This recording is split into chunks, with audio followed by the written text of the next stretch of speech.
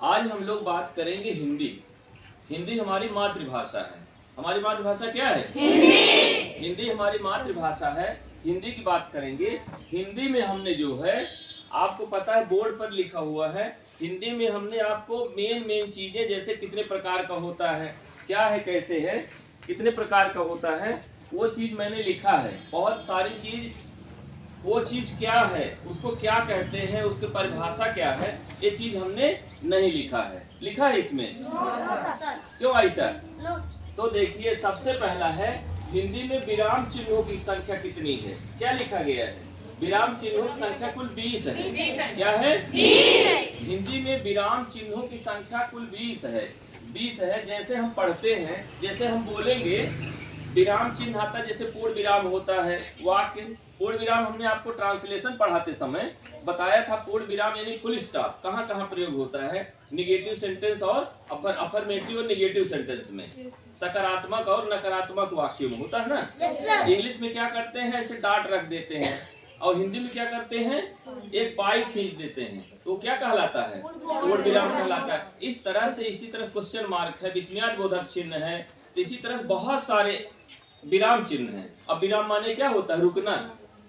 क्यों रुका जाता है? विराम चिन्हों का प्रयोग इसलिए किया जाता है ताकि चाहे लिखने में हो, चाहे बोलने में हो, चाहे सुनने में हो, अर्थ, भाव और उसका आशय पूरी तरह से समझ में आ जाए। समझ रहे हैं ना वर्षा से? तो इस तरह से विराम चिन्ह हिंदी में कुल कितने हैं? 20 हैं। अब शब्द के कुल कितने भेद होते हैं? इंग्लिश में आपने पढ़ा है पार्ट्स ऑफ स्पीच। ध्यान दीजिए तरन्नुम, आपने बोलना न पड़े तो आपने इंग्लिश में पार्ट्स ऑफ स्पीच 8 पढ़ा है ना, नाउन से नाउन। उसी को पार्ट्स ऑफ स्पीच को हिंदी में शब्द भेद बोलते हैं। पार्ट्स माने भेद, ध्यान देना, पार्ट्स माने भेद। और पार्ट्स ऑफ स्पीच क्या होता है? स्पीच क्या होता है? आप जानते हैं कि शब्द भेद का मतलब है, शब्द भेद का मतलब है, ध्यान देना वंश, शब्द भेद का मतलब है कि जैसे हम अपने मुंह से कुछ बोल रहे हैं, जैसे मैं कहता हूँ, मैं कहता हूँ, क्या बोला? मैं कहता हूँ। मैं अंग्रेजी व्याकरण से क्या इंग्लिश बोलते हैं? I speak. मैं कहता हूँ, आई से बोलते हैं ना हम। तो जैसे कहते I read a book, I read a book, तो आई प्रोनाउन है यानी सर्वनाम है, रीड वर्ब है यानी क्रिया है। इंग्लिश ग्रामर से, इंग्लिश ग्रामर मतलब जो भी हम आप बोलते हैं, सारा जो भी हम आप बोलते हैं वो सब पार्ट्स ऑफ स्पीच में आता है। किसमें आता है? जैसे कहते मैं I read a book, I pronoun हो गया, रीड क्या हो गया? रीड वर्ब हो गया, आ क्या हो गया? आ आर्टिकल हो गया, अ बुक संज्ञा हो गई। तो जो भी बोला जाता है, जो भी बोला जाता है, जो भी बोला जाता है, सब कुछ शब्द भेद कहलाते हैं। कि या तो वो शब्द भेद होंगे, जो भी हमारे आपके मुंह से निकलेगा वो 8 भागों में बटेगा। क्या क्या होगा? या तो संज्ञा होगा, या तो सर्वनाम होगा, या तो विशेषण, या तो क्रिया, या तो क्रिया विशेषण, या संबंध बोधक, या समुच्चय बोधक, या विस्मयाद बोधक, इसी में पड़ेगा। समझ रहे ना? इसी तरह पार्ट्स ऑफ स्पीच भी 8 होते हैं। अभी हमने आपको बताया, उसी को इसमें क्या लिखा गया है? हिंदी लिखा गया है ना, इसी को। यस नो बोलो, लिखा गया। तो या एक पार्ट्स ऑफ स्पीच 8 होते हैं, शब्द भेद 8 होते हैं, लेकिन अंग्रेजी में 9वां पार्ट्स ऑफ स्पीच माना गया। सलोनी, यस बेटा, तो 9वां पार्ट्स ऑफ स्पीच किसको माना गया? आर्टिकल को। किसको माना गया? Article A and the. A and the होता है, उसको 9वां माना गया है। लेकिन 8 ही होते हैं, 9वां आप उसको ले सकते हैं। लेकिन इंग्लिश में जो है, अगर उसको आप 9वां नहीं मानेंगे, ए एंड द को एडजेक्टिव माना जाता है। क्या मानते हैं?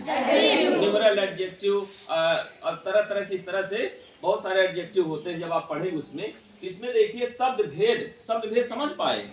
कोई कहते हैं हाँ शब्द भेद 8 होते हैं। क्या होता है शब्द भेद? हमारे मुंह से जो निकलता है, जो हम बोलते हैं, जो लिखते हैं, वो सारे शब्द क्या होंगे? यही 8 भागों में होंगे। जो हम बोलेंगे, या तो संज्ञा, या तो सर्वनाम, या विशेषण, या क्रिया, या तो क्रिया विशेषण, यही सारी चीजें होगी। समझ रहे हैं ना? हमने कहा के, तो क्या होगा? संबंध बोधक में, ये भी संबंध बोधक में आएगा। तो आपका ये समुच्चय बोधक और, या, अथवा, न तो, या तो, जैसे जो समुच्चय बोधक इंग्लिश में क्या बोलते हैं? कंजंक्शन। क्या बोलते हैं इंग्लिश में? कंजंक्शन। ये भी देख लीजिए विस्मयाज बोधक। अब आपको लिखवाएंगे जब हम डिटेल तब बताएंगे। विस्मयाज बोधक में क्या होता है? जैसे हाय, वाह, हुर्रा, आपने इंग्लिश पढ़ा है ना? तो इस तरह से ये भी आपका शब्द भेद है। आइए देखते हैं शब्द भेदों में कौन कौन से विकारी होते हैं। क्या होते हैं? विकारी। सारे लोग देखो, इधर ध्यान दो, इधर उधर नहीं। तो विकारी होते हैं। विकारी का मतलब क्या होता है? विकारी का मतलब होता है, देखिए विकारी 4 शब्द होते हैं। जो शब्द भेदों में कौन कौन शब्द विकारी होते हैं? विकारी का मतलब है कि एक विकारी का मतलब है, देखिए 4 तो विकारी होंगे। कौन? संज्ञा, सर्वनाम, विशेषण और क्रिया है। ध्यान समझना। विकारी का मतलब संज्ञा को हम बदल सकते हैं। जैसे लड़का है तो आप कहेंगे एक वचन लड़का है, बहुवचन क्या हो जाता है? बहुवचन क्या हो जाता है? बहुवचन क्या हो जाता है? लड़के हो जाता है। कहीं लड़के को लड़कों भी कहते हैं ना, लड़के के लड़कों। तो इसमें बदलाव देखो, संज्ञा में भी बदलाव, लड़की, लड़कियां, लड़कियों ऐसे करते हैं। सर्वनाम में भी चेंज हो जाता है। उनका, उसका, एक के लिए, उनका, उनके, बहुत के लिए प्रयोग होता है कि नहीं? जैसे वह लड़का, वह पढ़ता है, वह किसके लिए प्रयोग हुआ? लड़का के लिए। वह पढ़ती है, किसके लिए प्रयोग हुआ? तो अब इसमें चेंज होता है किसमें किसमें? संज्ञा, सर्वनाम, विशेषण, क्रिया, ये 4 होते हैं जो विकारी होते हैं। विकारी का मतलब इसमें लिंग, वचन और कारक के आधार पर इसमें परिवर्तन हो जाता है। समझ रहे? विकारी मतलब उसमें गौरी, विकारी मतलब है उसमें चेंज हो जाता है, परिवर्तन हो जाता है। उसको हम एक वचन रहेगा तो ये कह देंगे, बहुवचन रहेगा तो ये, और उसके बाद लिंग रहेगा तो पुल्लिंग में ये होता है, स्त्रीलिंग में ये होता है। किसमें किसमें चेंज होता है? 4 में। इन्हें क्या, ये क्या होता है? विकारी। जो अविकारी होते हैं, देखिए अविकारी मतलब बदलता ही नहीं। अविकारी क्रिया विशेषण, धीरे धीरे, जल्दी जल्दी, है ना? जैसे धीरे धीरे शब्द आपने धीरे धीरे, धीरे धूरो, आपने कहीं पढ़ा है इस तरह से कि धीरे धीरे, वह बहुत तेजी से चलता है। तेजो तेजा होता है कहीं?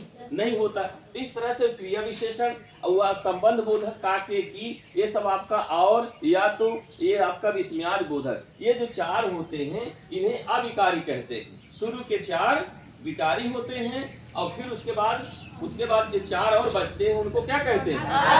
उनको अविकारी बोलते हैं। समझ रहे हैं? उनको अविकारी बोला जाता है। तो समझ गए? जैसे हम कहते हैं बताओ एक विकारी शब्द, एक अविकारी शब्द बताओ, तो या तो क्रिया विशेषण बता दो जो क्रियाओं की विशेषता बतलाता है। वह धीरे धीरे खाती है, धीरे धीरे विशेषण हो गया, क्रिया विशेषण धीरे धीरे हो गया ना।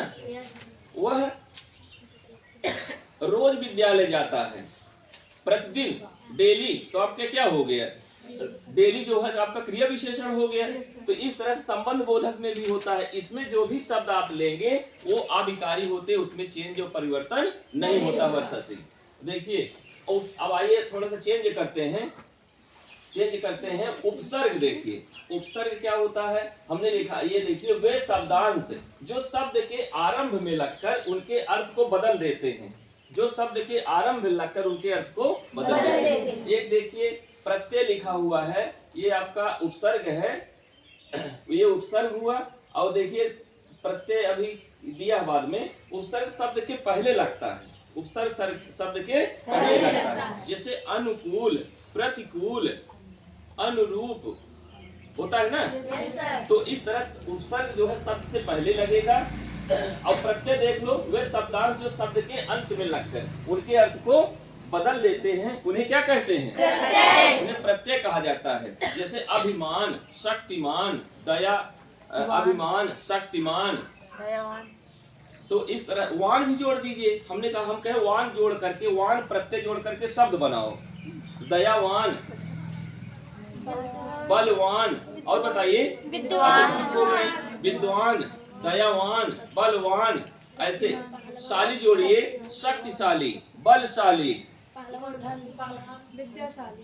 विद्याशाली तो नहीं कहेंगे, शक्तिशाली, तो बहुत सारे शब्द हैं, जब आपको प्रत्यय हम लोग पढ़ेंगे तो प्रत्यय उपसर्ग पढ़ेंगे तो उसमें मिलेंगे, समझ आए। इतना जानना है प्रिया यादव, उपसर्ग शब्दों के शुरुआत में लगते हैं और प्रत्यय शब्द के बाद लगते हैं, समझ रहे कि नहीं। जैसे कहते हैं प्रतिकूल में कौन सा क्या लगा, उपसर्ग लगा है कि प्रत्यय लगा है? प्रतिकूल। ऐसा लग रहा है जैसे कि प्रति जो है कई शब्दों में लग जाता है। प्रतिकूल, प्रत्युत्तर, है ना। तो प्रति जो है ये उपसर्ग लगा हुआ है। इसमें देखिए प्रत्यय। अच्छा देखिए, तद्भव तत्सम आपने पढ़ा होगा हिंदी में। तद्भव जैसे कहते हैं, तद्भव जो है क्या है, तत्सम क्या है। तद्भव क्या है? वे शब्द जो संस्कृत भाषा के शब्दों से बदलते बदलते हिंदी में सरल रूप में प्रचलित हो गए हों, उन्हें क्या कहते हैं? तद्भव। मतलब संस्कृत के ही शब्द हैं, वो आकर के हिंदी में प्रयोग होने लगे। दिया ना, वे शब्दांश, वे शब्द जो संस्कृत भाषा के शब्दों से बदलते बदलते, संस्कृत भाषा के शब्द से बदलते बदलते हिंदी में सरल रूप में प्रयुक्त हो गए हैं, उन्हें क्या कहते हैं? तद्भव। अच्छा, तत्सम क्या है? देखिए, वे शब्द जो संस्कृत भाषा से बिना किसी परिवर्तन के हिंदी में ज्यों का त्यों अपनाए गए हों। मतलब तद्भव भी और तत्सम भी दोनों संस्कृत के ही शब्द हैं, लेकिन संस्कृत में जो तद्भव था, कुछ शब्द ऐसे थे वो संस्कृत में प्रयोग तो हुए, लेकिन बदलते बदलते बदलते ऐसे रूप में आ गए कि संस्कृत मतलब संस्कृत में उसका अर्थ दूसरा है और हिंदी में उसका अर्थ दूसरा है, मतलब दोनों बदल गए। तो इसका मतलब तद्भव संस्कृत का ही शब्द है, लेकिन बदलते बदलते दूसरा रूप हो गया हिंदी में आके। और तत्सम क्या है? तत्सम ऐसा शब्द है, ऐसा शब्दांश है जो पूरी तरह से संस्कृत है। जैसे संस्कृत में प्रयोग होता है उसी ढंग से हिंदी में भी प्रयोग होता है, समझ रहे हैं ना। जितने बहुत सारे संस्कृत के शब्द जो है हिंदी में प्रयोग होते हैं, उन्हें क्या कहा जाता है? तत्सम। जैसे आग का क्या कहते हैं? अग्नि। आग का अग्नि बोलते हैं ना। कान कर्ण, नाक नासिका, आंख चक्षु, नेत्र दृग, लोचन, ऐसे करके बहुत सारे शब्द प्रयोग होते हैं। अब देखिए, ये किसी वाक्य के कुल कितने प्रमुख खंड होते हैं। आप रिएक्ट करो, सारे लोग इधर देखो। आपने इंग्लिश में पढ़ा होगा he is going to school, he is going to school. He subject है, इज गोइंग टू प्रेडिकेट है। सब्जेक्ट प्रेडिकेट भी पार्ट आपने पढ़ा होगा। नहीं पढ़ा होगा बताएंगे। तो सब्जेक्ट जो होता है उसको उद्देश्य बोलते हैं, जो प्रेडिकेट होता है उसको विधेय बोलते हैं। तो एक तरह से कई भाग हो जाता है वाक्य के। एक जो अगर खंड के आधार पर देखा जाए, खंड के आधार पर देखा जाए तो उद्देश्य और विधेय कहाँ से अलग होता है? जो शब्द कर्ता होता है वहां से वो उद्देश्य हो जाता है, और जहाँ क्रिया शुरू होती है वहां से वो विधेय शुरू हो जाता है। दो खंड हो गए। क्या हो गया?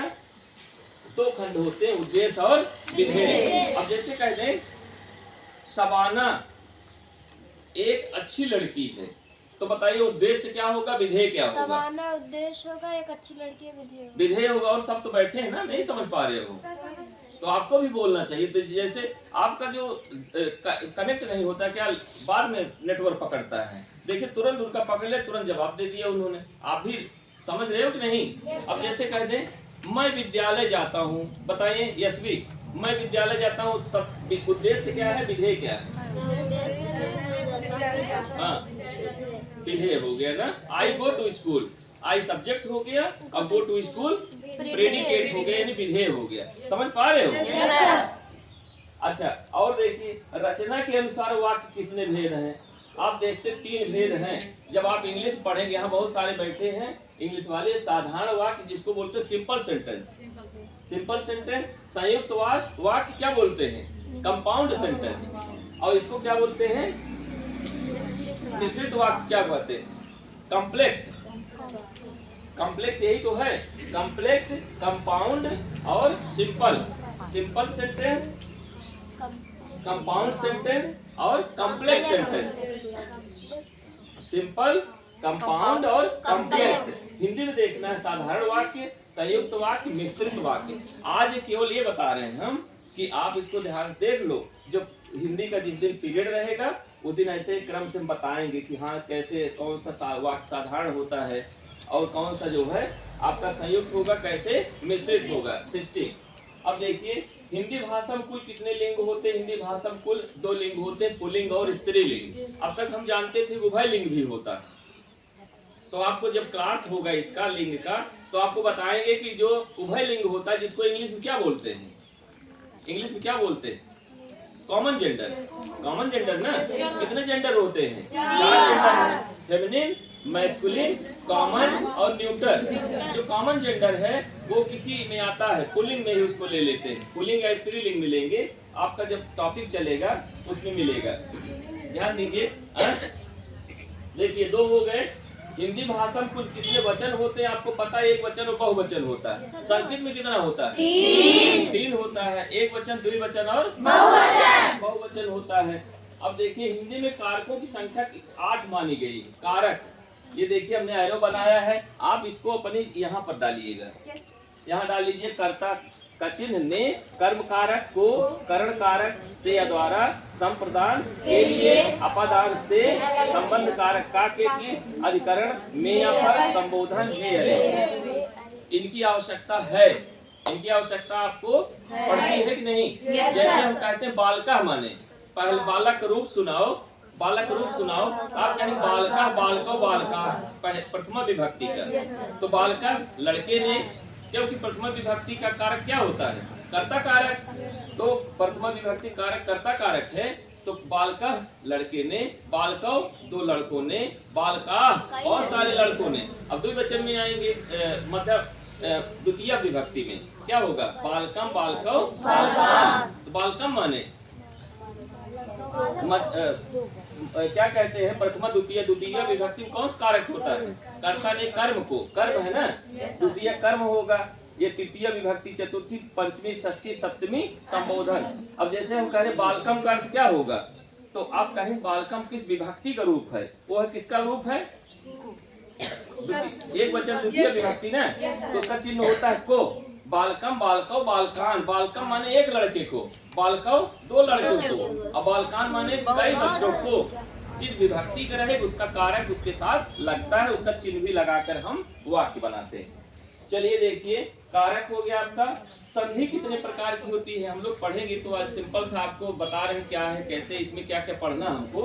तो संधि 3 प्रकार की होती है। कौन कौन सी? स्वर संधि, व्यंजन संधि, विसर्ग संधि। जब स्वर से स्वर मिलता है स्वर संधि होती है, व्यंजन से व्यंजन मिलेगा व्यंजन संधि होगी, और विसर्ग मिलता है किसी किन्हीं अक्षरों से, विसर्ग एक तरफ रहे दूसरी तरफ कुछ अक्षर रहेंगे तो विसर्ग संधि कहलाएगी। जब आप पढ़े चैप्टर मिलेगा। अब देखिए स्वर संधि कितने प्रकार की होती है? 5 प्रकार की है ना। ये इसको हमने अपने यहाँ बताया द्विगुब्रिया करके। दीर्घ स्वर संधि, गुण स्वर संधि, वृद्धि स्वर संधि, यण स्वर संधि, अयाज स्वर संधि। बताओ पलक सिंह, 5 यही स्वर संधि बताओ जोर से। पलक सिंह पढ़ो। पलक सिंह पढ़ो, यही 5 पढ़ो। दीर्घ स्वर संधि, गुण स्वर संधि, वृद्धि स्वर संधि, यण स्वर संधि, अयादि स्वर संधि। पढ़ो आदित्य पढ़ो।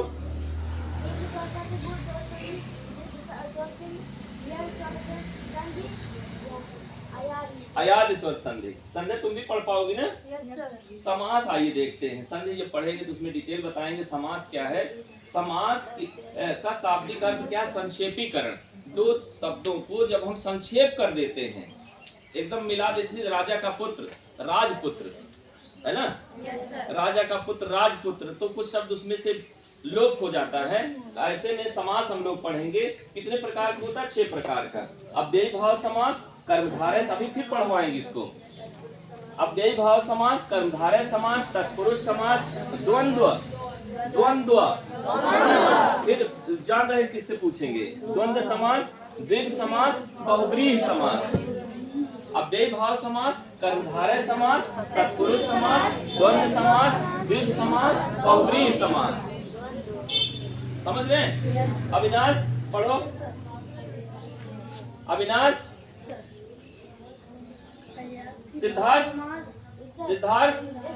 पढ़ो।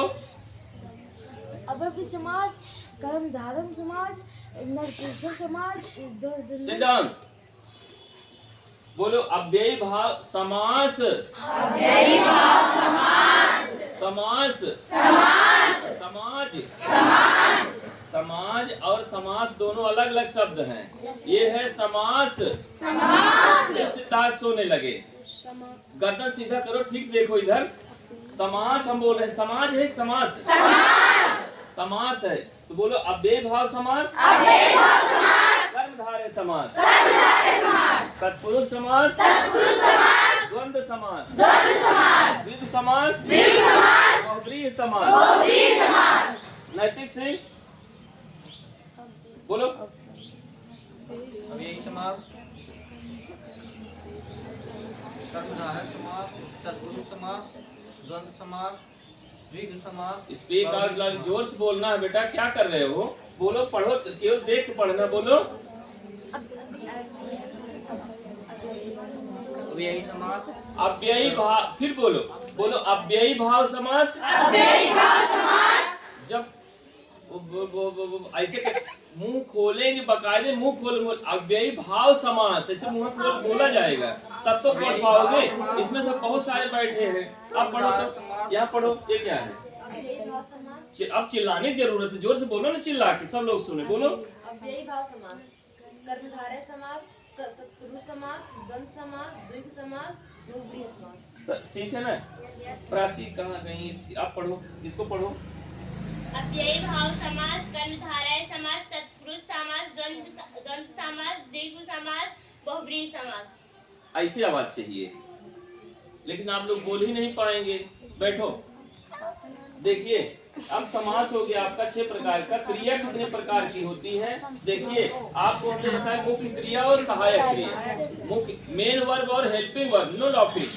मेन वर्ब और हेल्पिंग वर्ब। मुख्य क्रिया होती, मुख्य क्रिया आपको हमने बताया था ट्रांसलेशन पढ़ाते समय बताया था कि मुख्य क्रिया यानी मेन वर्ब ऐसे वर्ब होते हैं जिनके 5 फॉर्म होते हैं। बताया था ना मैंने? यस नो इतना बोल सकते हो? Yes sir. तो मेन वर्ब के 5 फॉर्म होते हैं। जो हेल्पिंग वर्ब होती है वो कितनी होती है इंग्लिश में? 24 है ना?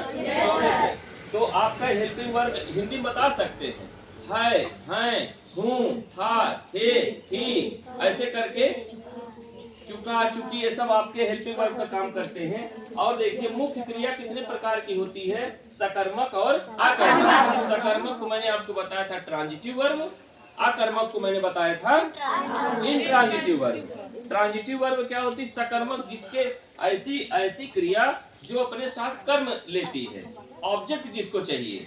जैसे वह खाता है तो आप जान सकते हैं वह खाता है के साथ जोड़ सकते हैं ही ईट्स, उसके बाद जोड़ सकते हैं मैंगो। जोड़ सकते हैं कि नहीं? तो ईट जो है यानी खाना सकर्मक क्रिया है। खाना, गाना, क्या गाना? गीत गाना। तो गाना सकर्मक हो गई। खाना, गाना, बनाना, काटना। जान रहे हो क्या काटना, क्या बनाना, क्या खाना, क्या लिखना, है ना? क्या मारना। तो ये जो इस तरह से क्या निकालने पर उत्तर मिल सकता है उन्हें हम सकर्मक क्रिया कहेंगे। इंग्लिश में क्या होता है? Transitive verb. क्या होता है? Transitive verb. और जिनके साथ कर्म नहीं चाहिए, ऑब्जेक्ट नहीं चाहिए, जरूरी नहीं है, तो उनको हम इंट्रांजिटिव बोलते हैं। इंग्लिश में क्या बोलते हैं? अकर्मक क्रिया। क्या बोलते हैं? उस हिंदी में अकर्मक बोलेंगे, इंग्लिश में इंट्रांजिटिव। इंट्रांजिटिव अकर्मक क्रिया। जैसे रोना, सोना। रोना, क्या रोना? उत्तर मिलेगा? नहीं। सोना, क्या सोना? उत्तर मिलेगा? नहीं मिलेगा। इन्हें अकर्मक क्रिया कहेंगे। इंग्लिश में क्या होता है? इंट्रांजिटिव। क्या होता है? इंट्रांजिटिव वर्ब होता है। समझ आया? नहीं समझ में आया? बंद हो गया? ये काम नहीं, बंद हो गया।